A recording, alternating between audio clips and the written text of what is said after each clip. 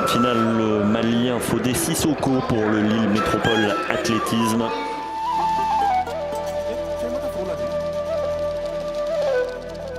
Tout à l'extérieur, le Malien Fodé Sissoko. Fodé Sissoko va remporter la course et c'est Loïc Prévost qui remportera a priori. Fodé Sissoko établit son nouveau record personnel en 20,88.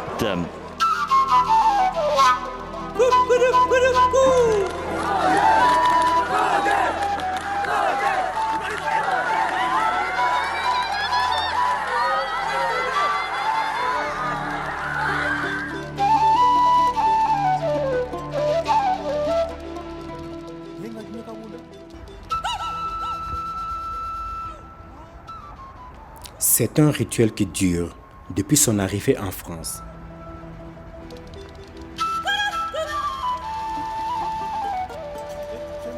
Avant chaque séance d'entraînement, Fodé Sissoko ne laisse rien au hasard.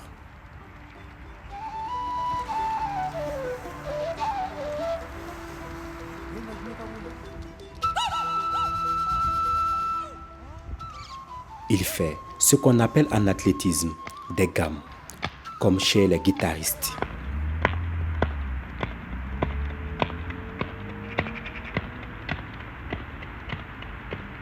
Ici, dans son club de Lille Métropole Athlétique, le sprinter malien peut avoir plus de 5 séances d'entraînement intenses par semaine. Un rythme que Fodé Sissoko avait du mal à suivre sous la chaleur de Bamako, où la température peut atteindre plus de 36 degrés. La différence ici, j'ai plus de charges d'entraînement. Donc en fait, ici une seule séance d'entraînement équivaut à des séances au Mali pour moi, à cause de la chaleur. Parce qu'au Mali, avec le climat, je ne peux pas faire ce genre de courses avec ces rythmes soutenus. 6 courses comme ça au Mali, c'est très difficile.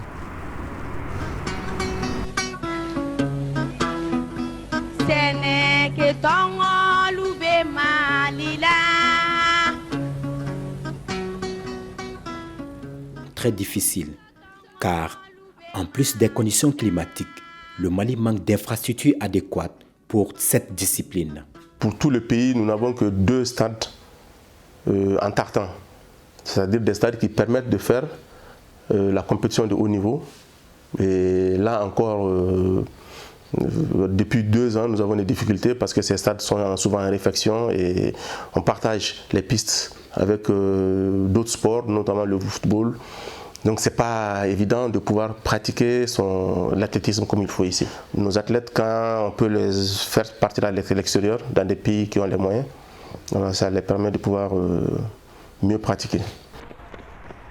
Souffrir pour rivaliser avec les meilleurs, c'est une étape nécessaire pour le jeune Malien.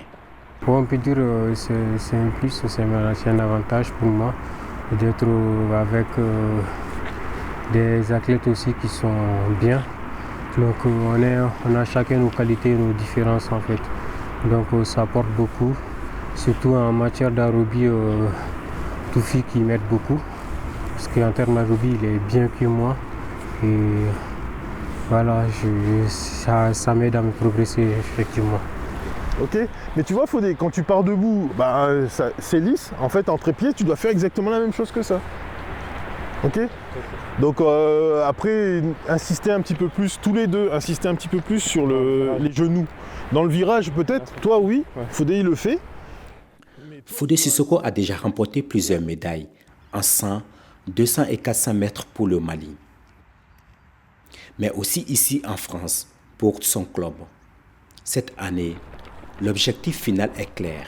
Paris 2024, donc on a décidé de s'y prendre autour, de mettre toutes les bonnes ondes de mon côté pour être vraiment en finale. L'objectif c'est d'être finaliste à Paris 2024. La finale, il y a tout, donc c'est d'avoir en finale. Mais avant de vêtir son maillot olympien et de s'installer dans le starting block, Fodé Sissoko a un autre défi énorme à relever. Après les Jeux de Tokyo, en 2021 où on s'est rendu compte qu'il lui manquait un muscle au quadriceps et ce qui provoquait en fait à chaque fois des déséquilibres de son bassin et puis des claquages au niveau des ischios. Une anomalie qui n'a pas pu être détectée étant au Mali. Certainement que nous avons perdu certains talents pour les mêmes problèmes. Effectivement, il a traîné la blessure et au niveau des... Nous n'avons pas toutes les machines qui peuvent déceler parfois certains types de blessures, ce qui fait qu'il se soignait, mais il ne se soignait pas bien. Il est très rare que Fodé Sissoko termine une saison complète sans blessure. Son entraîneur se souvient encore de ses débuts à Lille, avant même son diagnostic, une période très compliquée pour les jeunes Maliens. En fait, les difficultés qu'il a eues, c'est non pas de l'ordre de l'intégration, mais par rapport je pense, à la manière de vivre en France, et puis les blessures, parce qu'il a des antécédents, donc c'était très compliqué, n'ayant pas de papier, n'ayant pas en fait tous les éléments, de pouvoir se soigner et faire du haut niveau pleinement en fait. Moi, dans un premier temps, je ne voulais pas qu'il s'entraîne trop parce qu'il n'avait pas de couverture sociale, donc tout prenait des ampleurs. S'il se blessait, il fallait qu'il se soigne, mais de manière totalement différente qu'un Français. Malheureusement, il s'est fait mal. Et du coup, on a dû composer comme on pouvait de bric-en-broc et on a fini par savoir le pourquoi du comment il se faisait mal. Pour son entourage, ce sont ces blessures qui l'ont empêché d'être à son meilleur niveau ces dernières années. Je pense que là, ça commence vraiment à bien aller pour lui. Donc ce serait bien qu'il puisse être à 100% parce que jusqu'à présent, je pense que c'est un jeune qui n'a pas pu encore courir à 100% de ses capacités. Ok, si ça boule, tu me dis. Entouré d'une équipe médicale dans le Nord, Fodé Sissoko enchaîne des séances de renforcement musculaire. Si tu n'as pas un bon suivi, c'est compliqué voilà, d'atteindre tes objectifs. Et là, qu'est-ce que tu ressens en ce moment? Bon, c'est plus compliqué, mais c'est du chaud, donc ça permet en quelque sorte de travailler les fibres, les permet de guérir. Donc ce que je ressens, bon, après les massages, donc je suis bien. Et ça fait bien au moral, au mental. Il y a quelques semaines, c'était 2 fois. Et là, actuellement, je suis passé à 3 fois après la blessure. Et pourquoi passer 3 fois? Parce que je voudrais vite revenir, parce que bientôt la saison estivale et je vais bientôt aller en stage. Donc il faut que je sois prêt avant la fin du mois de février. À 100%, il faut que je sois à 100% avant la fin du mois de février.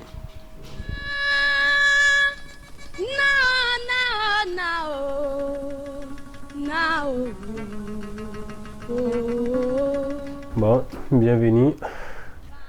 L'histoire des JO, Fodé Sissoko l'a déjà écrit en 2011 à Tokyo. La photo que j'ai ressortie, ça c'était juste après ma course à Tokyo, juste après ma course. Donc cette photo elle est vraiment importante pour moi parce que la prise, voilà, j'avais pas mal de choses en tête en ce moment. Donc c'est un grand souvenir pour moi, la photo. Quoi, tu avais quoi en tête en ce moment? Bon, il y avait un peu la frustration, la déception, bon, d'un côté aussi la fierté. Et c'était pas vraiment évident que j'y sois là-bas et m'exprimer comme ça avec toutes les choses qui sont passées, les blessures, et revenir d'une blessure une semaine après et partir courir, faire ses temps. Donc il y avait beaucoup de choses en jeu et je savais que j'avais ma place s'il n'y avait pas eu certaines choses, quoi. Et quand tu revois cette photo encore, quel souvenir ça te vient à tête? Bon, là actuellement c'est vraiment la fierté.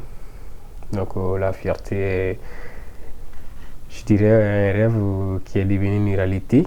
Même si je voulais plus, bon, on veut toujours plus, mais là dès que je vois cette photo, c'est une fierté pour moi.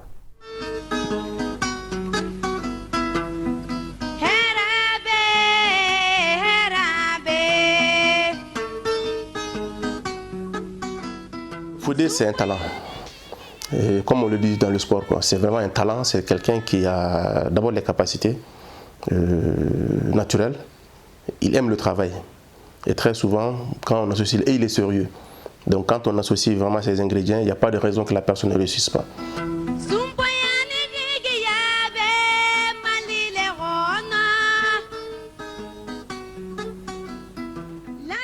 En dehors de la piste, le jeune Malien est manutentionnaire dans une entreprise lilloise.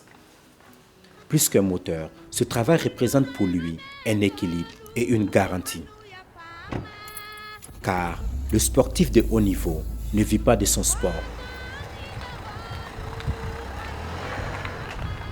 Le sport, c'est tout l'athlétisme, donc si tu n'as pas vraiment les moyens pour pouvoir financer les choses comme il faut, c'est un peu compliqué. Donc avec ce revenu de travail qui me permet vraiment de payer mon loyer, payer à manger et pouvoir payer mes stages et autres, quoi. Donc sinon, là en ce jour, je n'ai pas de sponsor vraiment pour m'aider à prendre en charge certaines choses. Donc c'est un peu compliqué.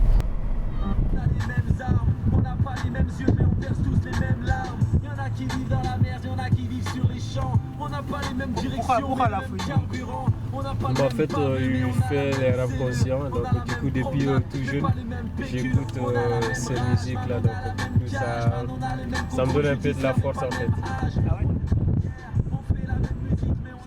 C'est vraiment très dur. Et il faut, donc parlant de résilience, c'est vraiment, on peut dire que c'est le cas d'en parler parce que de le dire, il faut être résilient, sinon on arrêtera tout de suite. Et parce que parfois, les appuis qu'on souhaite ne sont pas là, c'est qu'ils demandent beaucoup d'efforts et parfois pour peu de résultats. Comme beaucoup d'athlètes, à la fleur de l'âge, Fodé Sissoko et son équipe ne veulent pas manquer les JO 2024. Ils ont encore quelques mois pour se préparer, transpirer, mais aussi douter et peser le poids des sacrifices pour cette seconde chance.